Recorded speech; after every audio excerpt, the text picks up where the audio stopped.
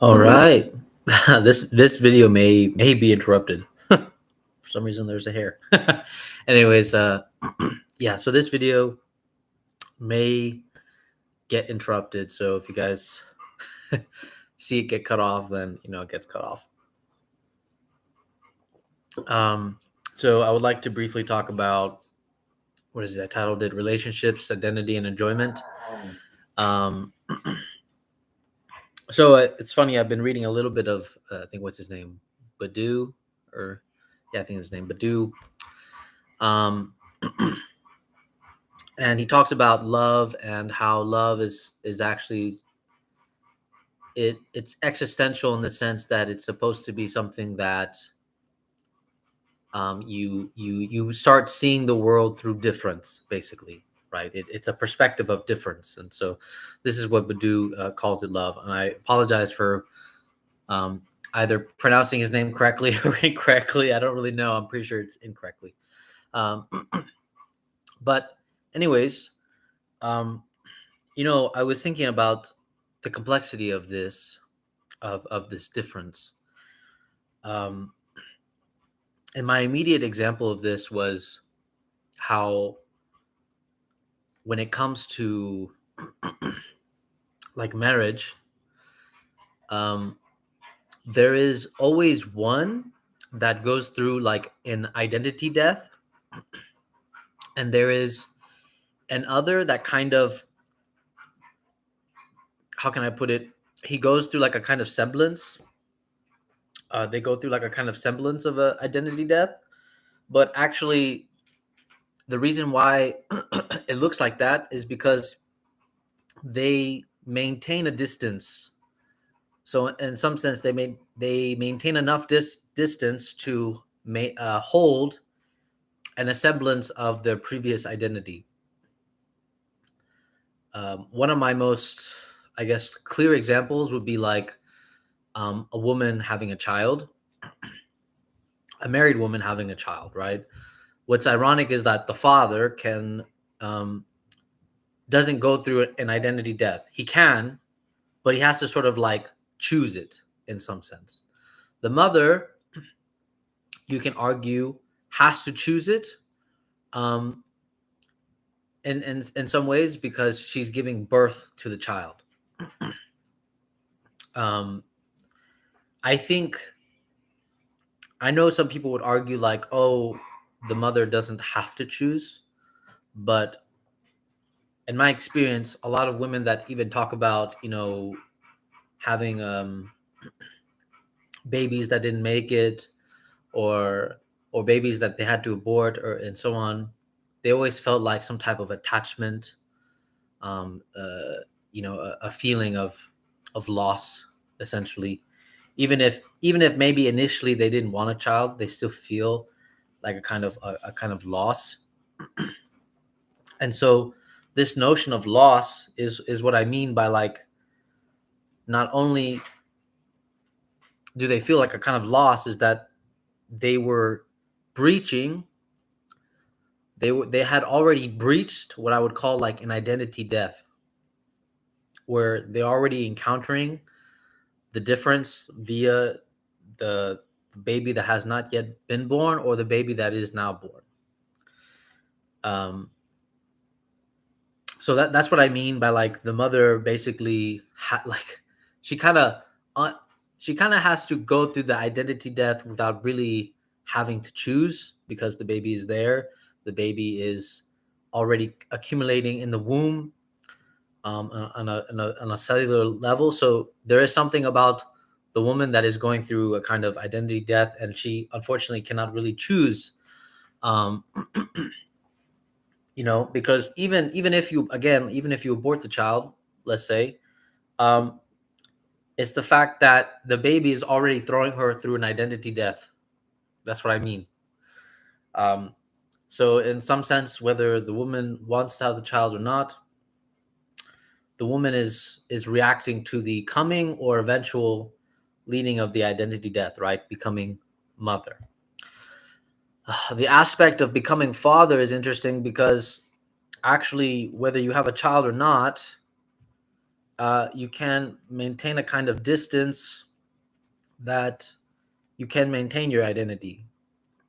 And this is actually what a lot of contemporary women complain about, that um, a man, he isn't obligated to uh, have any relations with the child.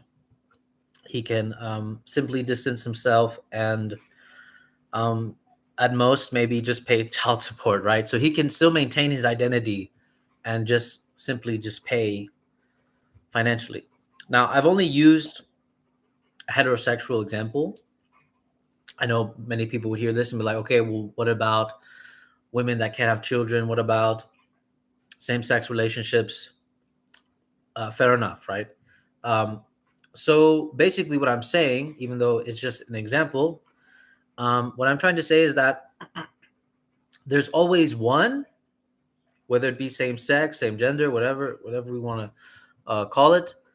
There's always one that goes through an identity death, and there's always one that can has the privilege of maintaining a distance, and maintaining a semblance of identity. So there's always one uh, in this case, and this is what, in my opinion, causes a lot of like tension in relationships. Why? Because the one that has gone through an identity death is the one that starts having some type of resentment about the other, because the other can still maintain a kind of distance and maintain that semblance of identity. You see this most clearly with the person that stays at home and then the person that goes out to stay to go to work. You see this most clearly in this case. um, and a lot of the discrepancies between, like, okay, but like somebody's got to give up something, right? This is the main argument. Like, if two partners have a dream, typically both dreams cannot um, happen simultaneously. One has to essentially take the hit, take the sacrifice, and be okay with supporting the other and their dreams. I've heard this a lot, right? And the risk is always resentment, and maybe the other didn't even achieve the dream, or abused the opportunity to achieve the dream, and so on. So you can see how this already is troubling. But that's what I mean by whether it be an argument over who's staying at home or who's not staying at home. Again, the fundamental logic is there's always one that has to sort of sacrifice, essentially give up their identity, and the other one uh, gives a kind of semblance of giving up, but still maintains enough distance to maintain a partial identity of the before relationship, of before the relationship manifested. But then something really interesting happens. This is where it becomes perverse, a kind of perverse enjoyment. While the other is sort of maintaining a distance and keeping their identity, or still holding on to their identity, um, the other that has sacrificed, that has felt that they have sacrificed, given everything, what ends up happening is that a perverse enjoyment arises. What does that mean? It means that they start getting a kind of enjoyment of showing how the other hasn't gone through the death that they have gone through. You hear this all the time, right? Like, I do everything, you do nothing, I'm carrying all the weight, you don't help me, yada, yada, yada, yada, yada, right? It is that kind of enjoyment that maintains the fantasy of I do all the work, you do nothing, you don't even help, you don't even bother, uh, and so on, right? And so this is the difficulty, because what ends up happening now is that actually, by this enjoyment, this is the ironic twist, actually. By this enjoyment alone, The one that has felt like they have sacrificed everything is actually now doing the same thing that the other is doing. They are creating a semblance of identity. But that semblance of identity is now maintained through I do all the work, I do everything, you do nothing. So it goes back to not about two, but about one. It goes not about two, but about one. And I think this is where Badu is interesting, right? It's the tension between two and one. And even though you could say that the one that had gone through the identity death, what is happening is now they are retroactively um, going back to one, where they say, ah, yes, I do everything, you do nothing, and I carry all this weight, and and so on. So this is, in my opinion, the tension between one and two, right? Between between one and two. Actually, I think again, Badu kind of gave me this realization that relationships have this oscillation between one and two, between trying to converge into two, but then when something fails or something is not functioning the way the other thinks, then they go back to being one. One in the sense of identity, not yes, thinking from identity, not from two.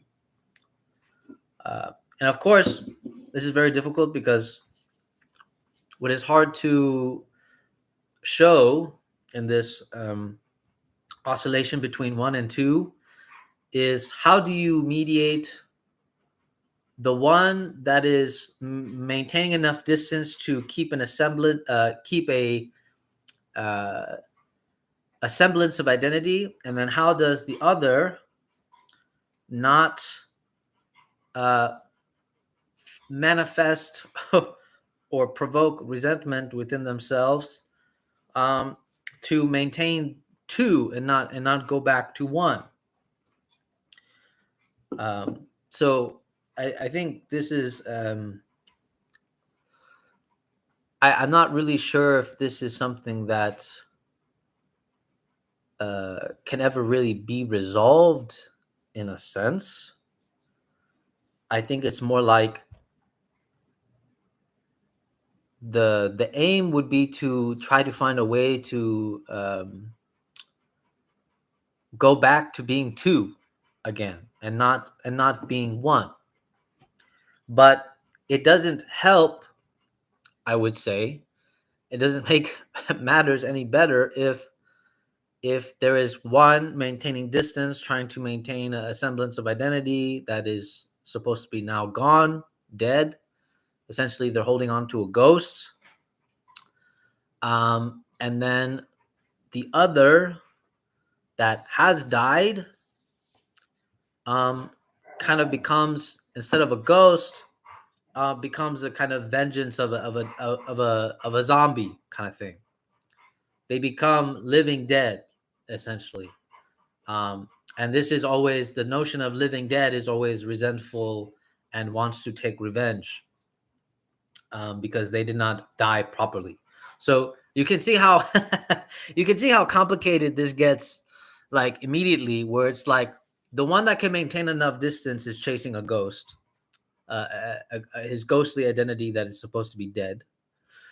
Um, then the other one that has died has gone through identity death. I like to use the example of the mother that has a child. It is very apparent that she has to go through identity death. Um, she has died, but now because the other has not, in their opinion, participated in the identity death, um, now what ends up happening is a sort of like resurrection of the dead, except it's not like a Jesus-like resurrection. It's more like a living dead resurrection with the intention of resentment and revenge. And then so this becomes, in my opinion, like the perverse enjoyment of the one, between the two, right? The perverse enjoyment of, still trying to maintain enough distance to have your identity, and then you have the other enjoyment of, like, I died and you didn't, so I'm going to continue to enjoy this perversion of I died and you didn't, and so on, and this becomes the almost irreconcilable tension uh, between the two. And obviously, I guess some of you may say, oh well, the solution is just, you know uh, the other has to go through identity death, and then, you know so on. But again, it's not easy. I think my hunch again is that it oscillates between one and two, and that between the two of them, they have to figure out a way to maneuver back into that. Um, and I think, you know I do think there is something true about the metaphors that are always being used. Like, I feel like a ghost of myself, or I feel like a shell of myself, right? That kind of statement of, like, I feel like a shell of myself is already a kind of ghostly thing. It has a ghostly quality to it. Feel like a shell of myself, um, because in some ways you could say people look to the other in a relationship as a way to maintain their identity in some fashion, right? But actually, it's not that. The whole point of becoming two is to go through an identity death. Um, but I think, yeah, I think I'll stop there. Um, there's obviously a lot to think on that and dwell on, but I like presenting the real kind of hard, difficult decisions and tensions that sort of arise with in relationships, and things that I've seen and also experienced myself. But all right, hope you guys enjoy. Take care.